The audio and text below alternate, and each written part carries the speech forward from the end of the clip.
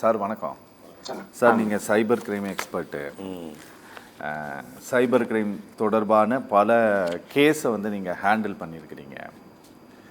இந்த மாதிரி கேஸை வந்து நீங்கள் எப்போது ஃபைல் ஆகிருக்கா சார்? இந்த மாதிரி என் வீட்டில் இந்த மாதிரி வச்சுருக்காங்க அப்படின்ட்டு கடந்த காலங்களில். சத்தியம் தொலைக்காட்சிக்கு ஒரு தேவையான ஒரு பொருள் பற்றி விவாதத்தை துவக்கிறதுக்கு மிக நன்றி.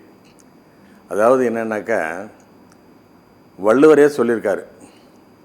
என்ன சொல்லியிருக்காருன்னா, அரசனுக்கு 2 கண்கள், ஒற்றாடல், இன்னொன்று வந்து அறம் சார்ந்த நூல்கள். இது 2 தான் ஆட்சிக்கு.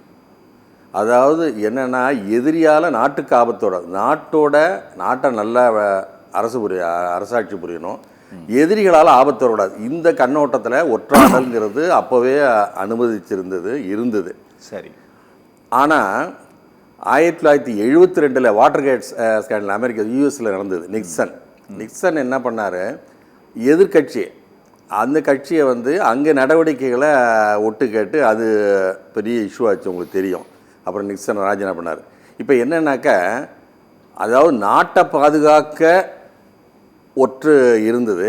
அந்த ஒற்றர்களை கூட எதிரி கூட மதிப்பாங்க, ஒற்றர்களை வந்து தாக்க மாட்டாங்க. ஏன்னா அது வந்து அவன் வித் குட் இன்டென்ஷன் ஒரு நாட்டை காப்பாற்றணும்னு ஒற்றர் வர்றான்.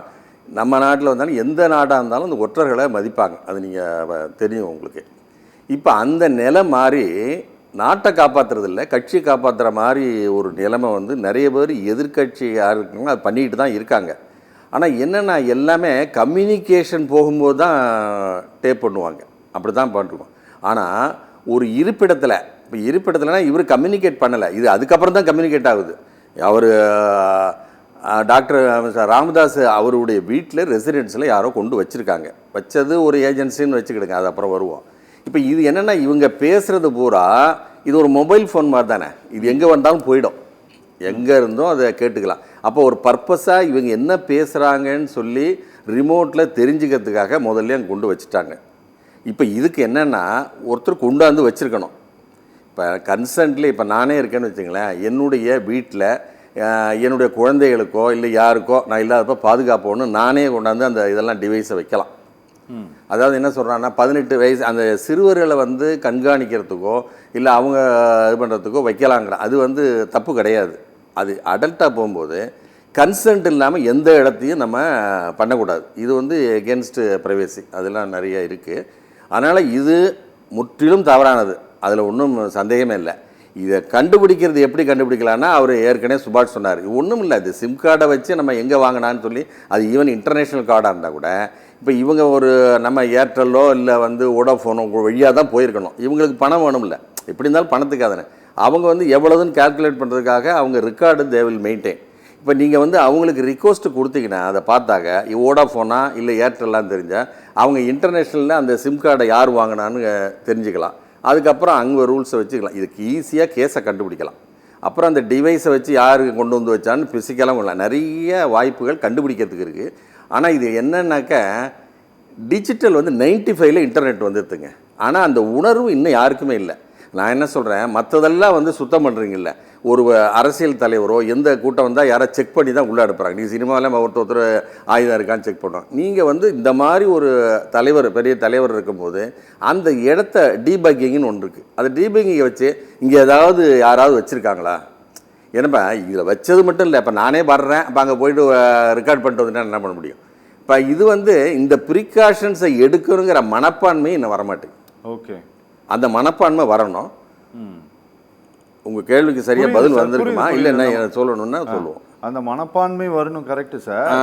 இப்படி கொண்டு போய் ஒரு பொருளை வைக்கிறாங்க அப்படின்னா, இப்போ சார் சொன்னார் இல்லையா, இது யாரோ ஒருத்தங்க வாங்கிட்டு போய் தான் வச்சிருக்காங்க, கண்டுபிடிக்க முடியும். ஆனால் அனுமதி இல்லாமல் வைத்திருக்கிறார்கள்னா அது அது அதுக்கு லீகலி தப்பு தான். அதில் இப்போ நீங்கள் என்ன சொன்ன, இப்போ ஆன்லைனில் வாங்குறேன்னா என்ன பர்பஸுக்கு வாங்குறேன்னு இருக்குல்ல, நான் இன்டென்ட் வந்து என்னுடைய குழந்தைய காப்பாற்றணும்னு வாங்குறேன். இல்லை இப்போ எனக்கே பெரிய ஃபாதர் இருக்கான்னு வச்சுக்கலாம், ரொம்ப மோசமான இருக்கேன், நான் ஃபாரினில் இருக்கேன், திடீர்னு அவர் வந்து ஏதாவது ஒரு ஆபத்து வருதுன்னு வச்சுங்க, அவர் சொன்னாக்கா இதாகும், அது மாதிரிலாம் வைக்கிறாங்க. அதாவது இன்டென்ஷனை பொறுத்து தான் இது இருக்குது. இந்த டிவைஸே வந்து நம்ம இல்லீகல்னு ஒட்டுமொத்தமாக இது ஒதுக்கிட முடியாது. ஓகே, டெவலப்மெண்ட் வரும்போது நம்ம அதை யூஸ் பண்ணிக்கணும். அது எப்படி யூஸ் பண்ணுறோங்கிறது இருக்குது. ஆனால் இதில் என்னென்னா எப்பொழுதுமே டிஜிட்டலை பொறுத்த வரைக்கும் நம்ம தான் இதாக இருக்கணும். எவன் வச்சாங்கிறத ஏன் வைக்கிறதுக்கு நம்ம அலோவ் பண்ணோம், அந்த மனப்பான்மை வந்துட்டா எல்லா இடத்துலையும் எல்லாமே செக் பண்ணணும். நீங்கள் சும்மா வந்து இப்போ ரிஸ்கிங் பண்ணுறீங்க, நம்ம இடத்துல என்ன இருக்குன்னு பார்க்கணுமா வேண்டாமா? ஒரு மீட்டிங்கில் பேசுகிறோம் கொள்கிறோம், முன்னாடிலாம் பேசினாக்கா அது அப்படி அப்போ என்ன சொல்லுவாங்க கிராமத்தில், பகலில் பக்கம் பார்த்து பேசு, ராத்திரியில் அதுவும் பேசாதம்பாங்க. அப்போ அவங்க எவ்வளவு இன்டெலிஜென்ட்டாக இருக்காங்க, ராத்திரியில் எதுவும் பேசாதன்னு என்ன ஒட்டுக்கப்பான்னு. இப்போ நீங்கள் இந்த மாதிரி ஒரு தலைவர் இருக்கிற இடத்துல அங்கே முக்கியமான டிசிஷன் எடுப்பாங்க, என்னென்னு எடுப்பாங்க. இதை ஏன் நீங்கள் இது பண்ணலை, ஃபோர் தாட் பண்ணலை? பண்ணியிருக்கணும்ல. யார் பண்ணியிருக்கணும்? இப்போ யார், இப்போ இவருன்னா இப்போ இவங்க கட்சிக்காரவங்க பண்ணியிருக்கணும். இப்போ தலைவர் இருக்கிற இடம், இந்த இடத்துல ஏதாவது வைக்கிறதுக்கு வாய்ப்புகள் இருக்குது. ஏன்னா இவர் கேஷுவலாக இப்போ எல்லோரும் அவங்க வீட்டுக்குள்ளே பேசும்போது கேஷுவலாக எது வேணாலும் பேசுவோம், புரியுதா உங்களுக்கு? இது அப்படியே போயிட்டுதுனாக்கா அப்போ அதை வந்து என்ன செய்யணும், இது வந்து அங்கே எவ்வளோ டெக்னிக்கல் பீப்புள் இதெல்லாம் இருக்காங்கல்ல, டெக்னிக்கல் பீப்புள் என்ன செய்யணும், சார் இந்த இடத்துல வந்து நம்ம டீபக்கிங் அது என்னங்க, அது ஒன்றும் ஸ்பெக்ட்ரம் ஒன்றும் பெரிய இது கிடையாது, பர்மனெண்ட்டாக வச்சு நம்ம பார்க்கலாம், அது ஒன்றும் கஷ்டம் கிடையாது. அந்த மாதிரி நீங்கள் பண்ணிகிட்டு இருந்தீங்கன்னா இந்த கிரைமே நடந்திருக்காது. சரி, இப்போ நடந்துருச்சு சார், எங்களுக்கு இப்போ நடந்துருச்சு, சரியா நடந்துருச்சு, கண்டுபிடிக்க வாய்ப்பு இருக்குன்னு சொல்லிட்டு கடந்த காலங்களில் இப்படி அரசு ஃபோன் கால் வந்து ஒட்டு கேட்கிற கேஸ் எல்லாம் நிறைய அமர் சிங் காலத்திலேருந்து சமாஜ்வாதி காலத்திலேருந்து நிறைய வந்திருக்குது சார். சரிங்களா, டிஃபென்ஸ் காலத்திலேருந்து ஊருப்பட்டது வந்திருக்கு. 2013-14 காலகட்டத்திலலாம் ஒரு மாதத்துக்கு 7500 to 9000 ஃபோன் காலை வந்து டேப் பண்ண சொல்லி ஹோம் மினிஸ்ட்ரியா ஆர்டர் போட்டதாக வழக்கெல்லாம் போட்டிருக்கிறாங்க. ஆர்டிஐல அதுக்கெல்லாம் பதில் எல்லாம் வாங்கியிருக்காங்க நாடு முழுவதும். சரிங்களா, அதனால வந்து இதெல்லாம் நாங்கள் பார்த்துருக்குறோம். ஆனால் இந்த மாதிரி வீட்டுக்குள்ளேயே கொண்டு வந்து ஒன்றை வச்சுட்டு போய் அவ்வளவு தைரியமாக வச்சுட்டு போன மாதிரியான கேஸு இதுக்கு முன்னால் எப்போவாச்சும் நீங்கள் கேள்விப்பட்டதுண்டா?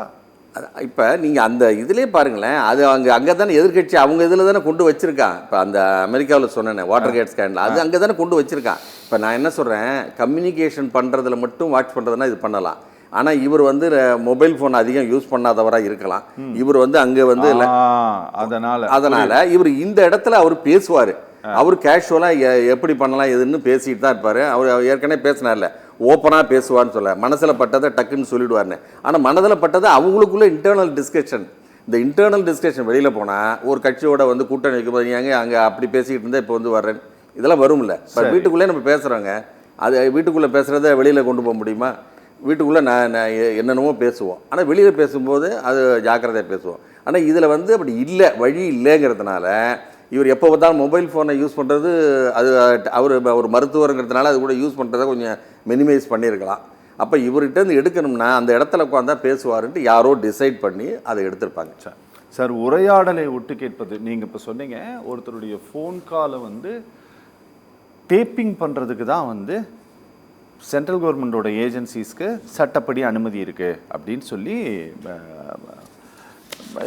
இந்த நாட்டினுடைய நாடாளுமன்றம் சொல்லுது சார். டெலிகிராஃப் ஆக்டை சொல்கிறாங்க, சரிங்களா சார், 2007 சொல்கிறாங்க, 85 சொல்கிறாங்க, இப்படி நிறைய சட்டங்கள் 885 இப்படி நிறைய சொல்கிறாங்க, சரிங்களா.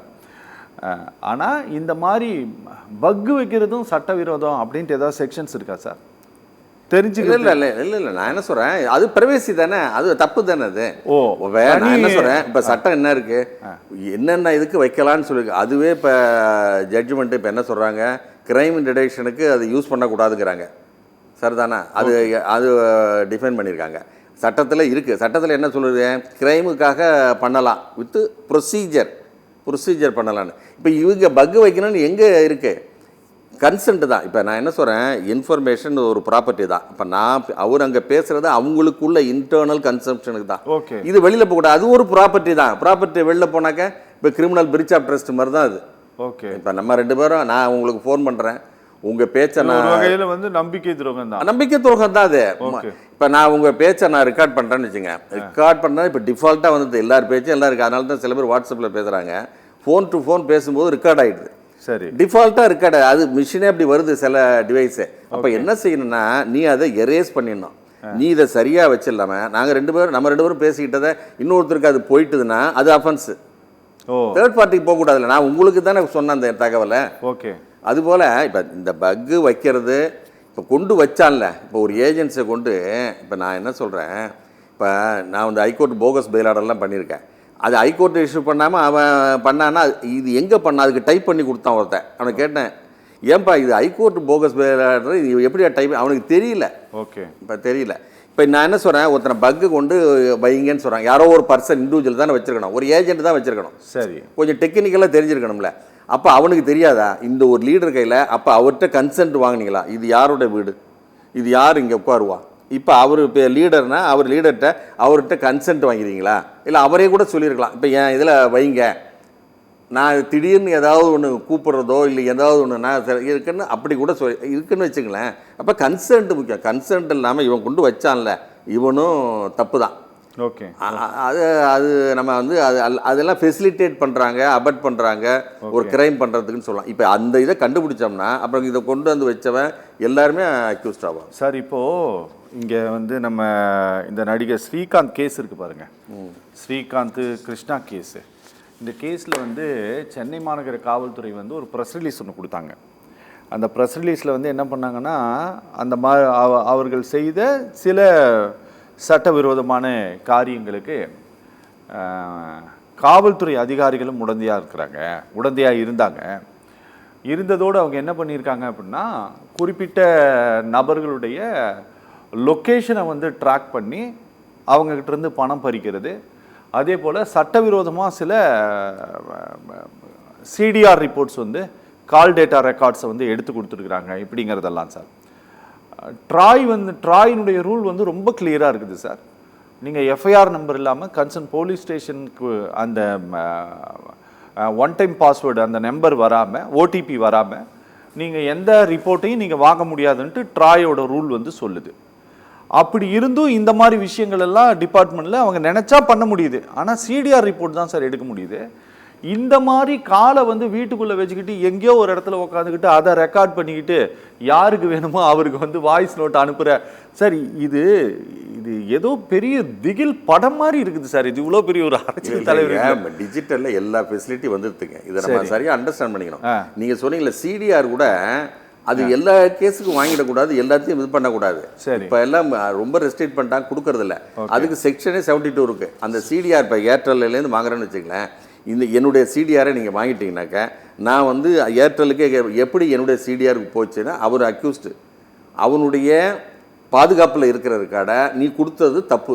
அது எல்லாம் சட்டம்லாம் இருக்கு. பட் என்னன்னாக்கா இது யாராவது கம்ப்ளைண்ட் பண்ணும்போது தானே வரப்போகுது.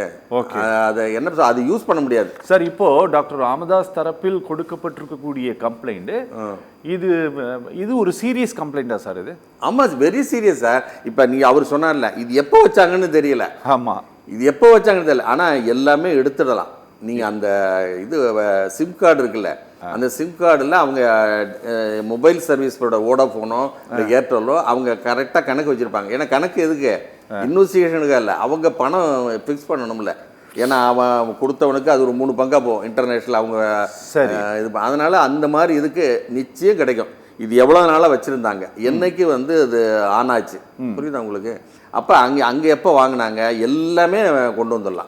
இன்வெஸ்டிகேஷனில் கொண்டு வந்துடலாம். அதுக்கு தான் சர்டின்னு ஒன்று இருக்குது. சர்டின் வந்து கம்ப்யூட்டர் எமர்ஜென்சி ரெஸ்பான்ஸ் டீமோட ஹெல்ப்பை எடுத்துக்கிட்டிங்கனாக்கா ஈஸியாக இது பண்ணிக்கலாம். Okay sir. சார் இப்போ இது வந்து நேரத்தை போட்டு உழைப்பை போட்டு போலீஸ் ஒர்க் பண்ணுறாங்க சார். இப்போ இந்த மாதிரி பர்டிகுலர் கேஸு சில இது குடும்ப பிரச்சனை இருக்குன்ட்டு நமக்கு நல்லா தெரியக்கூடிய ஒரு சூழலில் இந்த கேஸுக்கு போதிய ஒத்துழைப்பு டாக்டர் ராமதாஸ் தரப்புலேருந்து கிடைப்பதற்கு வாய்ப்பு இருக்கா சார்? இல்லை, அது வந்து உங்களுக்கு வந்து டெக்னிக்கலாக எல்லாத்தையும் கண்டுபிடிச்சிடலாம், ஒன்றும் பிரச்சனையே கிடையாது. அதான் டிவைஸை கொடுத்துட்டாரு, டிவைஸை வந்து அனலைஸ் பண்ண போகிறாங்க, லேபுக்கு அனுப்புவாங்க. அப்புறம் எங்கள் சிம் கார்டு அங்கே எங்கே வாங்கினது நாங்கள் ரெக்கார்ட்ஸ்லாம் இது பண்ணிட்டாங்க. நீங்கள் சொல்கிறது என்னென்னா இது இன்வெஸ்டிகேஷன் இவர் சொன்ன மாதிரி கொஞ்சம் டிலே ஆகும். அது சொன்னார்ல 2 இருக்குல்ல, அதாவது இ சிம்முன்னு இருக்குது, அதெல்லாம் அது மாதிரி இருந்தால் கொஞ்சம் டிலே ஆகும் மொழியை கண்டுபிடிச்சிடலாம், ஒன்றும் இது கிடையாது. இப்போ இவங்க வந்து அவங்க வீட்டில் இருக்கிறது, இப்போ அவர் தான் கம்ப்ளைண்ட் கொடுத்தவர், அவர் வாபஸ் வாங்கலாமா வேண்டாமாங்கிறது அது அவரை பொறுத்து தான் இருக்குது. அப்புறம் இது பண்ணிக்கலாம். ஓகே.